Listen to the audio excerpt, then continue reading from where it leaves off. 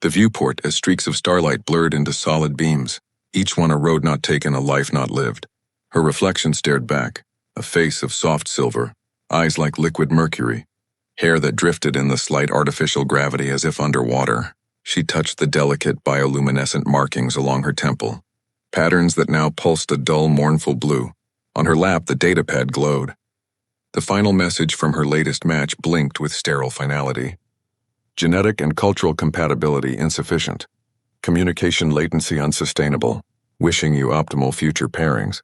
It was the 7th rejection this cycle, each one a clinical dissection of her being. Reduced to data points. Spectral class consciousness. Tertiary emotional range, non-standard familial legacy. She was a relic, a living fossil from a dying world, seeking connection in a universe that had perfected the art of solitude.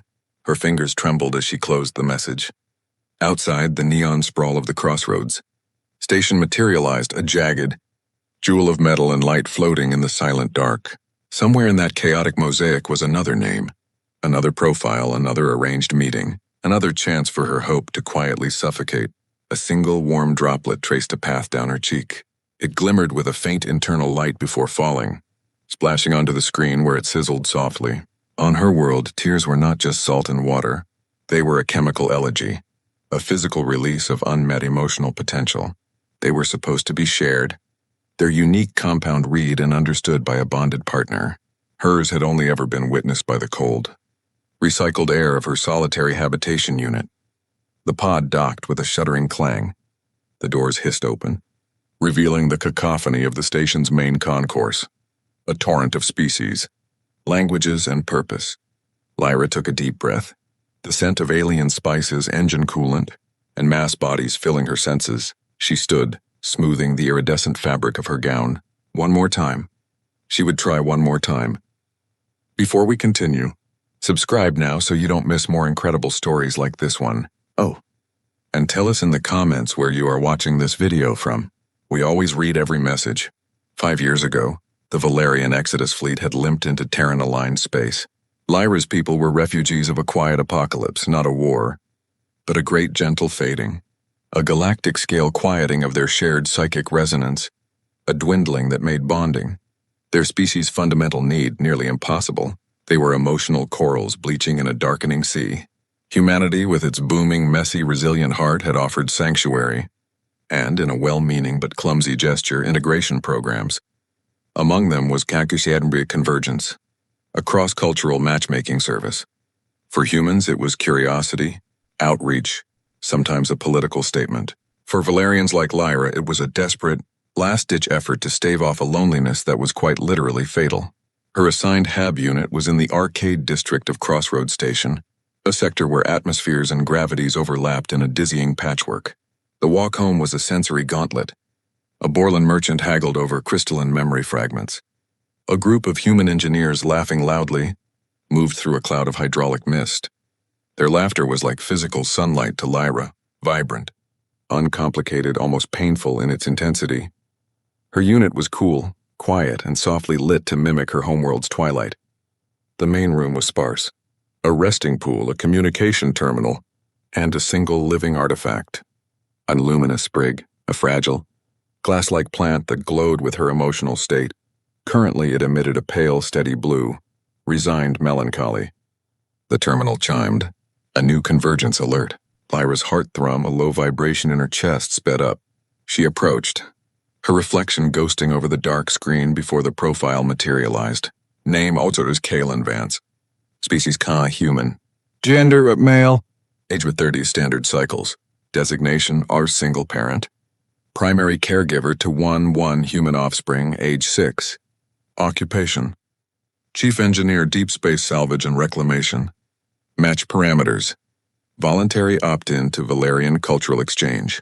Cited genuine connection over standard compatibility metrics. Note from participant. My daughter thinks we should meet an alien. I think I could use a friend who sees the world differently. Lyra stared, a parent. This was unprecedented. Her previous matches had been scientists, diplomats, artists, all carefully curated for minimal complication. A child was a universe of complication. A child was noise, chaos, unpredictable emotional output. It should have been a disqualifier. She looked at the attached visual. Kalen was not classically handsome by human or Valerian standards. His face was etched with weariness, but his eyes, a calm, steady gray, held a warmth that the camera hadn't been able to flatten. There was a slight, tentative smile. In the corner of the image, blurred and half-cropped, was a small hand holding what appeared to be a crudely drawn picture of a star. Something in Lyra's chest tightened. Not the usual anxious flutter before a meeting, but a deep, resonant pull. The luminous sprig on her table flickered, a single pulse of gold cutting through the blue. She reread his note. A friend who sees the world differently. Her fingers hovered over the interface. The ghost of her last tear still marked the screen. She took a breath that felt like the first real one all day and pressed accept. The designated meeting venue was yet the Gravity Well, like a neutral zone cafe where the artificial gravity was set to a comfortable 8 standard, and the lighting was a soft, universal amber. Lyra arrived early, choosing a secluded booth that curved around a viewing port looking out into the star-dusted black. She practiced stillness, the way she'd been taught for human interactions. Excessive movement, the cultural liaison had said, could be misinterpreted. Her drifting hair she had bound back with a simple clasp. Her gown was a subdued charcoal with only the faintest opalescent shimmer. She was trying to be less alien. Kalen was late. 10 minutes, then 15. Lyra's luminous sprig, which she carried in a small containment vial on her wrist, dimmed to a worried gray. Of course, apparent, an emergency. A change of heart. She was preparing to leave. A familiar hollow opening inside her, when the cafe's inner airlock cycled with a hiss. He came in not with an apology on his lips, but with a small, struggling universe in his arms. The child, Ilara, was a whirlwind of pink overalls and brown curls that defied gravity more effectively than the station's generators. She was crying, a raw, gusty sound that made several patrons turn. Kalen looked harried, his engineer's jumpsuit smudged with what might have been lubricant, his face a mask of pure, exhausted mortification. "I am so sorry," he said, arriving at the booth. He tried to gently set Ilara down, but she clung to his neck like a limpet. The creche had a biofilter flare. All the kids got released early. "I couldn't reach you." Lyra stared, not at him, but at the child. The emotional output was staggering. Waves of frustration, embarrassment, and a deep-seated fear of the unfamiliar washed over Lyra's empathic senses like a storm surge. It was overwhelming, abrasive, and utterly vibrantly alive. "It is no disturbance," Lyra said, her voice a melodic chime, softer than she intended. Ilara's crying hitched. One large, tear-filled brown eye peeked out from Kalen's shoulder. It fixed on Lyra. The crying stopped, replaced by a stunned, hiccuping silence. "You're shiny," Ilara declared, her voice small and awed. Kalen finally managed to detach her, setting her on the booth seat. "Ilara, this is Lyra. Remember we talked about being polite?" But Ilara was already scrambling onto her knees, leaning across the table, her earlier distress forgotten in the face of pure wonder. "Your face has little lights. Are they on a switch?" "Ilara!" Kalen groaned, sinking into the seat opposite Lyra. He ran a hand through his hair. "I swear I had a whole plan. A quiet conversation, maybe a drink that doesn't look like it's plotting against me." Lyra found herself looking from the awestruck child to the flustered, apologetic man. The luminous sprig at her wrist glowed, not with the expected anxiety, but with a faint, curious pink. The sterile, data-driven dread of her previous dates was absent. This was not a protocol. This was chaos. "They are not on a switch," Lyra answered Ilara, a genuine smile touching her lips, making her cheek markings brighten slightly. "They are feelings, made visible." Ilara's mouth formed a perfect O. "Can you make a rainbow?" "I have never tried." Kalen watched the exchange, his own tension beginning to seep away. "Well," he said, a real smile finally reaching his eyes, "this is definitely seeing the world differently. Thank you for not running for the airlock." Their first meeting had nothing to do with genetic compatibility or cultural latency. It consisted of Ilara asking 73 questions about Lyra's homeworld, Kalen sharing embarrassingly funny stories about salvage mishaps, and Lyra tentatively describing how Valerians heard music as color. When Ilara, sticky from a spilled juice pack, fell asleep curled against her father's side, the cafe was nearly empty. "She's a lot," Kalen said softly, stroking his daughter's hair. She is a supernova, Lyra replied, and she meant it as the highest compliment. As they parted, Kalen looked at her, the station's ambient light catching the silver strands in his own hair. Would it be all right if we did this again? Maybe just you and me next time? A proper date? Lyra's markings glittered like a captured constellation. I would find that agreeable. On the transit pod home, she didn't look at her reflection. She watched the stars. For the first time in years, the hollow space inside her didn't feel empty. It felt quiet, waiting, and her luminous sprig, cradled in her hand, glowed with a steady, gentle, hopeful gold. The proper date was a walk through the asteroid gardens, a vast terrarium dome where mined asteroids were turned into floating ecosystems. It was Kalen's suggestion. Lots of quiet. Lots of strange, beautiful things. Might feel a bit like home? It didn't feel like home. Valeria was all soft bioluminescence and deep, resonant silences. This was a vibrant, humming zoo of earth flora clinging to spinning rocks. But it was beautiful. And with Kalen, Lyra found she didn't need the silence to feel calm. He was a good listener. He asked questions about her people's fading not with clinical interest, but with an engineer's empathy, a desire to understand a system breaking down. He spoke of his own loss, Alara's mother, a fellow salvager, lost to a faulty airlock seal 3 years prior. His voice didn't break, but Lyra felt the pang of it, a blunt, heavy ache he carried with practiced ease. After Sarah, he said, watching a bromeliad drift past on a tiny, tumbling world. Everything was about survival. For her, for me. The convergence program. It felt like a step back toward living, not just surviving. Lyra stopped before a floating orb of moss, its green impossibly vivid. My people are surviving. We have preserved our biology, our history, but without bonding, without that shared resonance, we are not living. We are archives of a feeling that is disappearing. Kalen nodded slowly. Alara asks about you every day. She's trying to draw your face lights. It's all purple crayon and glitter. The thought sent a warm pulse through Lyra. Her markings shimmered. She is a unique frequency, loud but clarifying. He laughed. A warm, rich sound that seemed to startle a flock of tiny, crystalline birds from a nearby asteroid. That's one way to put it. She's decided you're a space princess, and that your tears are magic. Healing potions. I had to stop her from trying to make herself cry to test the theory. Lyra went very still. The casual mention of her tears, a deeply private biological function, sent a spike of cold through her. The luminous sprig in her wrist file dimmed. That was not something to be pursued. Kalen sensed the shift immediately. Hey, I'm sorry. I didn't mean to. It was just a kid's fantasy. It's forgotten. But the seed was planted. As they continued their walk, Lyra's mind raced.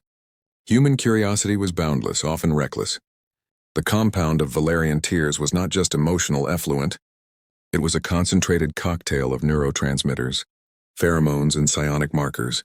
To her people, it was sacred intimacy. To others, it could be seen as a curiosity, a commodity. The mystery began subtly. A feeling of being observed, not with the casual stares she was accustomed to, but with a specific lingering focus.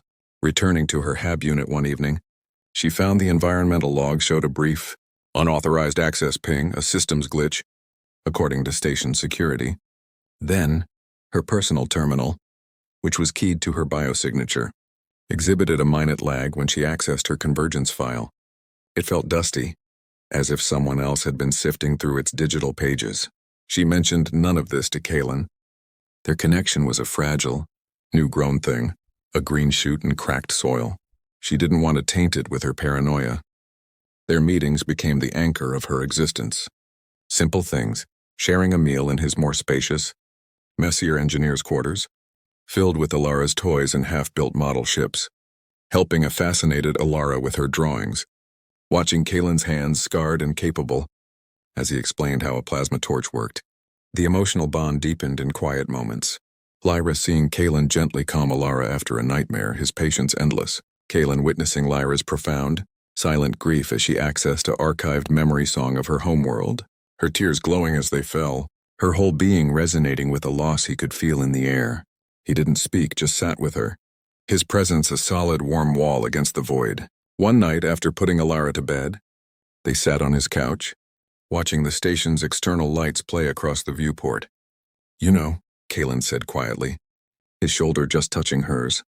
I signed up for Convergence because I thought I could offer someone a safe harbor, a stable if chaotic place to land. I didn't expect. He gestured vaguely between them. I feel so seen myself. Lyra turned her head. In the dim light, his gray eyes were soft. You see me, she said. Not a refugee. Not a data point. You and Alara.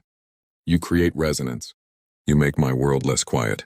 He reached out slowly, giving her every chance to pull away.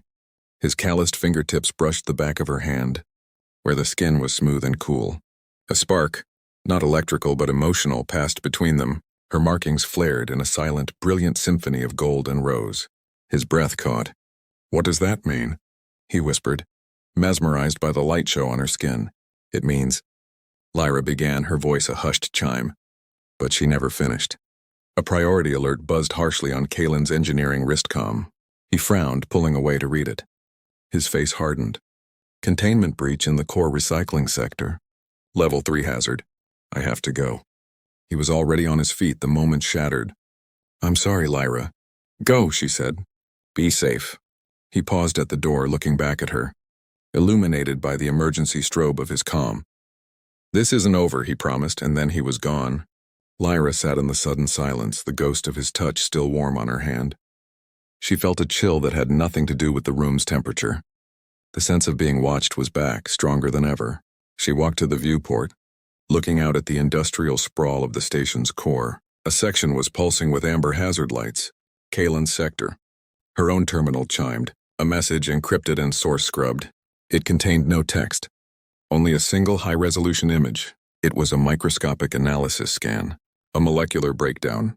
The subject was labeled Sample V7, Source, Valerian lacrimal extract. It was a scan of her tears. From the cafe. From their first meeting. Beneath the scan was a market value listing, from a source she didn't recognize.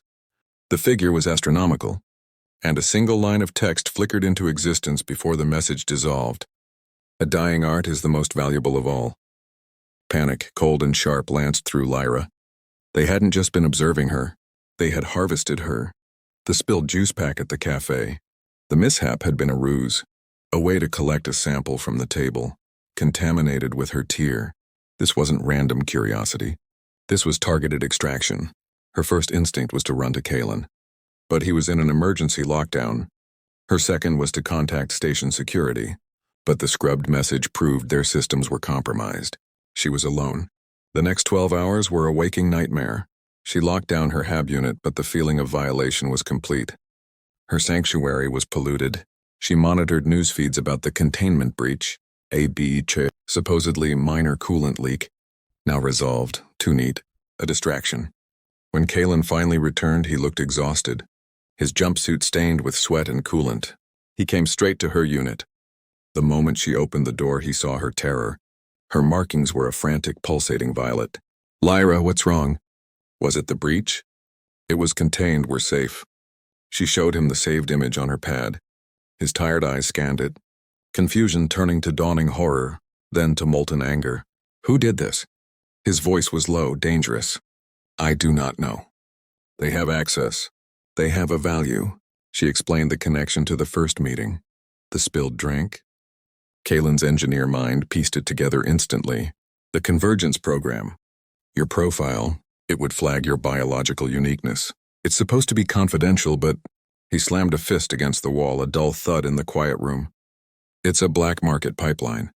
They're not after cultural exchange. They're after rare biological material. I've heard whispers. Psychic relics, emotion distillates. I never thought. He pulled her into a hug, sudden and fierce. She stiffened, then melted against him, her forehead against his shoulder. The solid reality of him grounded her. I won't let anything happen to you, he murmured into her hair. But the twist was only beginning to reveal itself. The following day, Alara fell sick. It started as a fever, a cough. Then her skin, around a small scrape on her knee, began to exhibit a strange silvery sheen. The medbots were baffled. Human pathogens, standard treatments, nothing worked. Her condition deteriorated rapidly. In the sterile med bay, holding Alara's burning little hand, Kalen was a monument to fear. Lyra stood by, her heart thrum a frantic drum of helplessness. A diagnostic drone floated over, scanning Alara. Its readout chimed. Anomaly detected. Foreign cellular material present. Analysis. Valerian psionic protein complex. Source: cross-contamination. Hypothesis. Introduction via open dermis during heightened emotional emission event. Lyra's world tilted. The memory flashed. Ilara, weeks ago, scraping her knee in Kalen's quarters. Lyra had been there, comforting her. Her own emotions high, her tears close to the surface. Had she shed one, without realizing? A single microscopic crystal of her emotional compound. Entering a human child's bloodstream? It's interacting with her neurology. The chief medic, a stern-faced woman said. It's not rejecting, it's integrating. Rewriting. We don't have the framework to stop it. Kalen looked from his dying daughter to Lyra, his eyes wide with a terrible dawning realization. Your tears. Alara said they were healing potions. No, Lyra breathed, her markings dark with dread. Not for humans. They are bonding agents. For my kind. They are meant to create psychic links to synchronize systems. Her human biology, it is incompatible.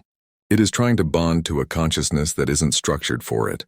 It's creating a feedback loop. She is trying to connect to a resonance that isn't there. The truth was a sucker punch. Lyra's biology, her very essence of connection, was killing the child she had come to love. Her hope for love had not just died. It had become a weapon. Kalen staggered back a step. The look on his face wasn't blame, but it was a shattered, unbearable pain. Is there an antidote? A counteragent? There is no need for one among my people, Lyra said, her voice hollow. The compound is desire. It is seeking. The only thing that can satisfy it is a completed bond. Then bond with her! Kalen cried, desperate. It does not work that way. A child cannot provide the reciprocal complex consciousness needed. It would be like asking a candle to power a starship. Her composure broke. A tear, this one of pure anguish, traced down her cheek. It fell onto the medbay floor, sizzling, a tiny star of despair. They both stared at it. At the cause. At the curse. The medic cleared her throat, her expression grim. There is one possibility. The Valerian consulate. They have a cultural quarantine vault for artifacts deemed too sensitive. I believe it includes a resonance-dampening field generator. It was used in the past to sever faulty bonds, to silence rogue resonance. Would it work? Kalen demanded. It would negate the psionic protein's activity. But the process is traumatic.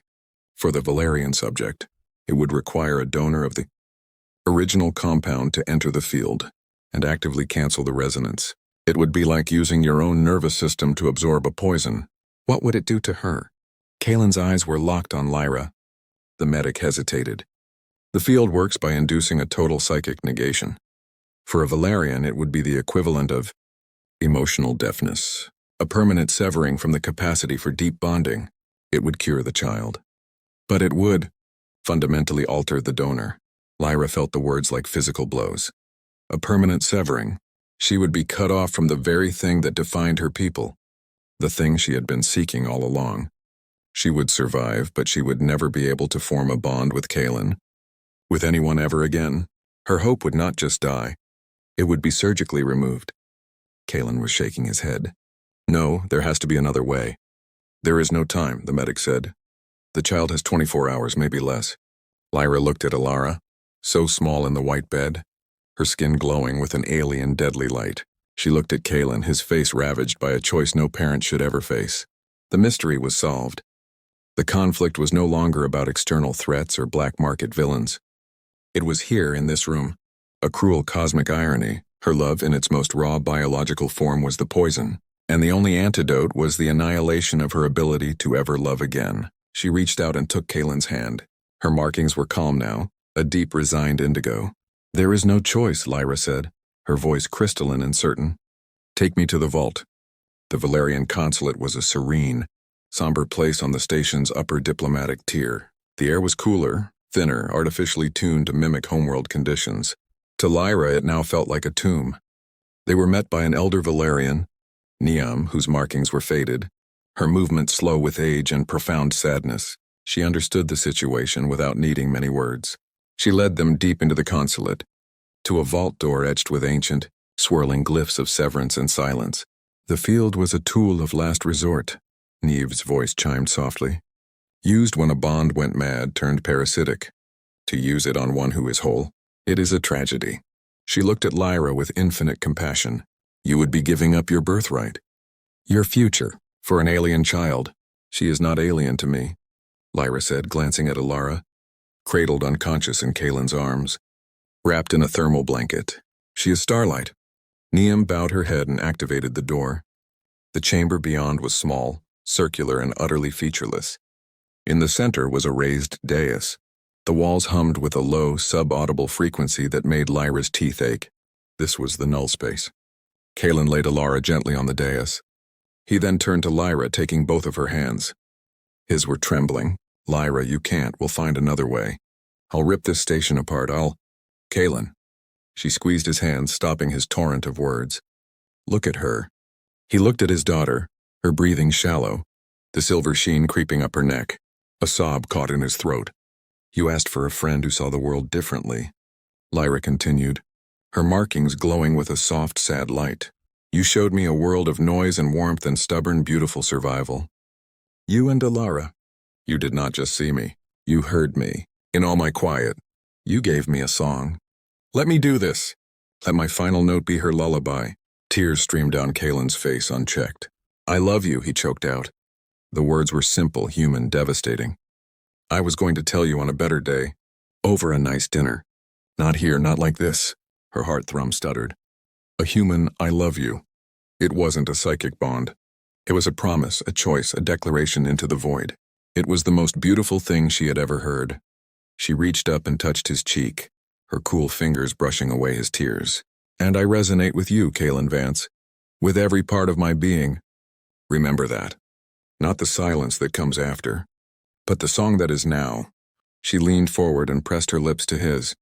It was a human gesture, but she poured everything into it. Every flicker of hope, every moment of warmth, the entire brief, glorious symphony of their connection. Her markings blazed in a final, fireworks display of color, gold, rose, violet, silver lighting up the grim chamber. When she pulled away, she was smiling, a tear of pure, unadulterated love sparkling on her lash. She let it fall onto her own palm where it sat, a perfect glowing pearl. For you, she whispered. A piece of the song, keep it. She turned before she could lose her resolve, walking to the dais. She lay down beside Alara, taking the child's small, hot hand in her own. Activate the field, she said, her voice clear. Neem, weeping her own luminous tears, moved to the control panel. Kalen stumbled back, hitting the wall, his fists clenched, watching an unbearable agony. A low hum built in the chamber. The air thickened. A visible field of shimmering, gray static descended from the ceiling, enveloping the dais. Lyra gasped as it touched her. It was cold. Not temperature cold, but a cold of absence. It was like hearing the universe's background noise suddenly cut out, leaving a perfect, deafening vacuum. She focused on Alara. On the rogue resonance within the child. A frantic, lonely signal calling out for a bond. Lyra opened herself. She let her own resonance, her beautiful, complex, loving song, ring out as loud as she could make it. The field attacked it instantly. It was like throwing her song into a black hole. She felt it being pulled apart note by note, silenced, erased. The pain was not physical. It was the pain of dissolution, of having the threads of your soul meticulously unwoven. She held Alara's hand tighter. Inside the child, she could feel the violent, seeking pull of the psionic compound. As Lyra's own resonance was negated, the compound, finding no answer to its call, began to quiet, to wither. The silver sheen on Alara's skin started to recede. But the cost. Lyra could feel her inner light guttering. The colors of her emotions, the warm gold of joy, the rose of affection, the vibrant violet of passion, were being bleached to gray one by one. The world through her senses was losing its texture, its depth. Kalen's anguished face at the edge of the field seemed to flatten, to distance. She held on. She thought of his laugh, of Alara's endless questions, of the feeling of his hand in hers. She used these memories as the final notes of her song, pouring them into the void, letting the field take them too. Alara's breathing deepened. The feverish heat began to fade from her small body. She sighed, a normal, childlike sigh, and turned her head, nestling against Lyra's side. Lyra's own body was growing cold. The markings along her skin were fading, their light dying. The world was now a dull, muffled place. The profound, humming connection to the universe, to the potential of others, that had been her constant companion even in loneliness, was gone, replaced by a silence so complete it was louder than any noise. The field shut off. The humming ceased. The gray static vanished. The silence that remained was inside Lyra. It was absolute. Kalen was at the dais in an instant. He scooped Alara into his arms, feeling her normal temperature, seeing the healthy pink return to her skin. She was cured. He sobbed with relief, holding her close. Then he looked at Lyra. She was sitting up slowly, movements robotic. Her eyes, once liquid mercury, were now a flat, matte gray. The markings on her face were still there, but they were inert, like scars. No brighter than pale ash. She looked at him, and there was no flicker of recognition, no warmth, no light. It was a look of polite, empty observation. "Lyra?" he whispered, dread colder than space filling his veins. She blinked. "Yes?" Her voice was the same melodic chime, but it was an instrument playing a recording. There was no soul behind it. Niam approached, her face a mask of grief. "It is done. The bond capacity is severed. She is cognitively intact, but the empathic spectrum, the resonant consciousness, it is silenced, permanently." "No," Kalen breathed. He set Alara down gently. She was waking, confused but clearly well. He took Lyra's hands. They were limp in his. "Lyra, it's me. It's Kalen, look at me." She looked. Her head tilted. "I see you, Kalen. You are in distress. Is the child unwell?" She glanced at Alara with what seemed like clinical curiosity. He felt the crack in his heart widen into a chasm. She was gone. The woman he loved was sitting right there, but she was gone. The black market hunters, the conspiracy, none of it mattered anymore. The true villain had been fate, and it had won. It was then that the vault door, which had been left open, hissed shut and locked with a heavy clunk. The lights flickered, and a new, synthetic voice filled the chamber through a hidden comm.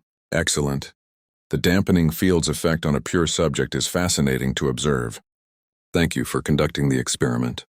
On a view screen that activated on the wall, a figure appeared. It was the stern-faced chief medic from the station medbay.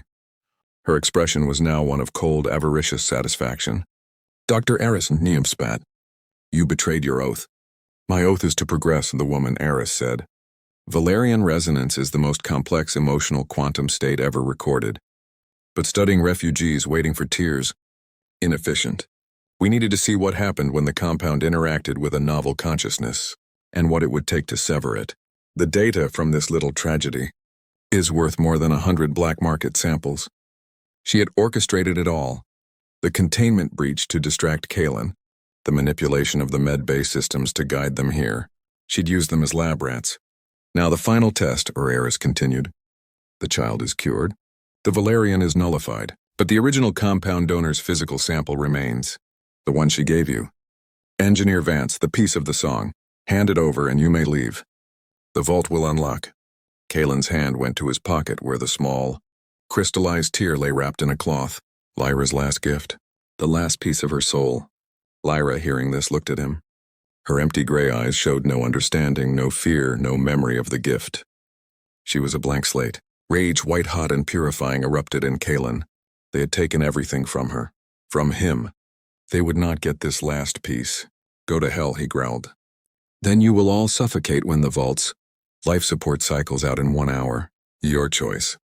The screen went dark. Kalen turned to Neve. "Is there another way out?" The elder shook her head, despairing. "This is a silencing tomb. It is designed to contain, not to release." Ilara, now fully awake and clutching her father's leg, started to cry. The sound, normally a trigger for action in Kalen, now felt like a nail in a coffin. He looked at Lyra, who was simply staring at the wall, analyzing its composition. He knelt before her, taking her face in his hands, forcing her to look at him. "Lyra, I know you're in there, somewhere. She took your song. But you have to remember the notes. You have to fight. For Alara, for me, please." Her gray eyes stared back. Nothing. He did the only thing he could think of. He began to talk. He told her their story, from the chaotic first meeting in the cafe, to the walk in the asteroid gardens, to the quiet nights on his couch. He described the color of her laughter, the sound of her resonance when she was happy. He talked about the future they'd dreamed of, showing her Earth's oceans, teaching her to pilot a shuttle, building a life in the noisy, beautiful chaos of his world. He spoke until his voice was hoarse. Ilara, picking up on his desperation, joined in. "Remember my drawing, Lyra? The purple star? You said it was the most beautiful star because it was noisy." Lyra listened. Her expression did not change. But as Kaylin spoke of a specific moment, when she first explained her tears to Ilara in the cafe, a single, tiny muscle under her eye twitched. Niam saw it. The memories are there. The dampening field silences the capacity, not the archive. The data is stored, but she has no emotional access to it. It is like a book she can no longer read. "Then we make her feel it another way," Kaylin said, a wild idea forming. He looked at the vault door, at its complex locking mechanism. He was an engineer. He understood systems, pressures, weaknesses, and this vault was designed to contain psychic energy, not brute force. Neve, the field generator. Can it be overloaded? Directed outward? Theoretically, yes. But it would take a massive, focused psychic surge to trigger a feedback loop. Powerful enough to rupture the door seals, a surge she can no longer produce. Kaylin pulled the cloth from his pocket, unwrapped it. There, glowing with a soft, persistent light, was Lyra's tear, her final loving emission, a concentrated piece of her unbonded but fully felt love. "What if we give it back to her?" he whispered. "Not to her mind, to her body. A direct physical reintroduction. It could cause catastrophic systemic shock." Niam warned. "It could kill her!" "Or," Kaylin said, his eyes burning with desperate hope, "it could be a key. A single perfect note played into a silent chamber.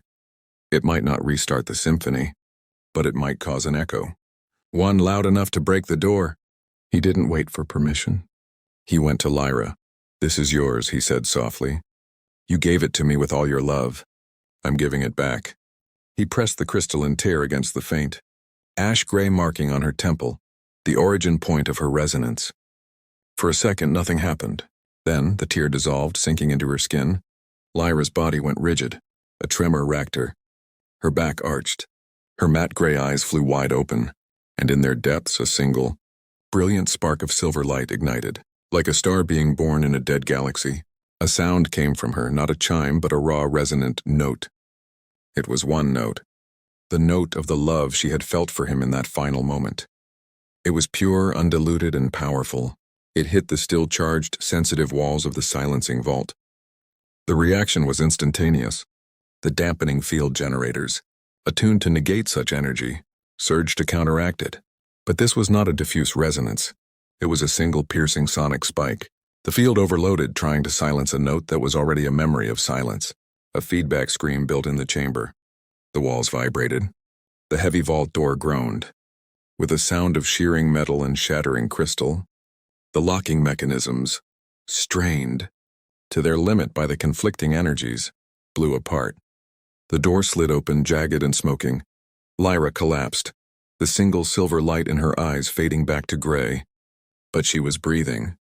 "Go," Neve cried. Kaylin grabbed Lyra, throwing her over his shoulder in a fireman's carry, took Ilara's hand and ran. They stumbled out into the consulate corridor just as the vault behind them, sealed permanently, filled with the raging, chaotic energy of its own destroyed purpose. They did not stay for the aftermath. The station authorities, finally alerted by Niamh, apprehended Dr. Eris and her network. The black market ring was shattered. But for Kaylin, it was background noise. He took Lyra and Ilara to the only place he felt was safe. His salvage ship, the Stubborn Star, currently docked for repairs. It was cramped, smelled of metal and old coffee, and was filled with the tangible evidence of his life. Ilara's toys, his tools, pictures of Sarah. Lyra sat on the edge of his bunk, her movements still slow, her eyes still mostly flat, but not entirely.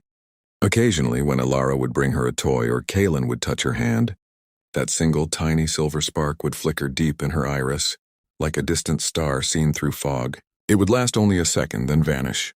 She was not the woman he had known. That woman's song had been silenced to save his daughter. But she was not gone. She was a quiet place where a song used to be, and in that quiet he vowed to build something new. Weeks passed. Lyra learned to function. She could converse, help with simple tasks. She remembered facts, their meetings, names. events, but she recounted them like reading a manual. The emotional texture was absent. One evening, as the stubborn star floated in the quiet dark between jumps, Kaylin found her in the cockpit, staring at the infinite starfield. Alara was asleep in her cabin, a drawing of a 3-person family, her dad, and a shiny space princess taped to the wall. "It is very large," Lyra said, not turning. The silence. He came to stand beside her. "Yeah, it is. I know, and that I loved you," she said, the words careful, analytical. "The data is present. I can access the memory file of the feeling. But the feeling itself? The directory is missing." Kaylin's heart ached, but he smiled. "Then we'll make new files, new data. We don't need a directory. We'll just be." He pointed to the viewport. "See that star? The slightly wobbly bluish one? That's where we're going. It's a frontier world, lots of space. No stations. No programs. Just life. Messy, loud human life. You, me, and Alara." Lyra looked at the star. Then she looked at him. In the reflection of the viewport glass, Kaylin saw it. In her gray eyes, the silver spark returned. This time it didn't flicker and die. It glowed, steady and soft, like the first star of evening. She didn't smile. Her facial muscles didn't seem to remember how. But she slowly, deliberately, reached out her hand and placed it over his, where it rested on the console. Her skin was cool. His was warm. No psychic bond thrummed between them. No symphony of colors played on her skin. But a connection, simple, physical, and chosen, held firm. "I would find that agreeable," she said. And in the depths of her eyes, that tiny, patient star of silver light held its glow. In the vast, silent cosmos, some songs are sung only once. But sometimes in the quiet that follows, you learn to listen to a different music. The hum of a ship's engine, the laughter of a child, the steady beat of a heart choosing, every day to love what remains. And sometimes, if you are very lucky, you see a single stubborn star, refusing to go out, promising that even in the deepest silence, light can still be found. The end?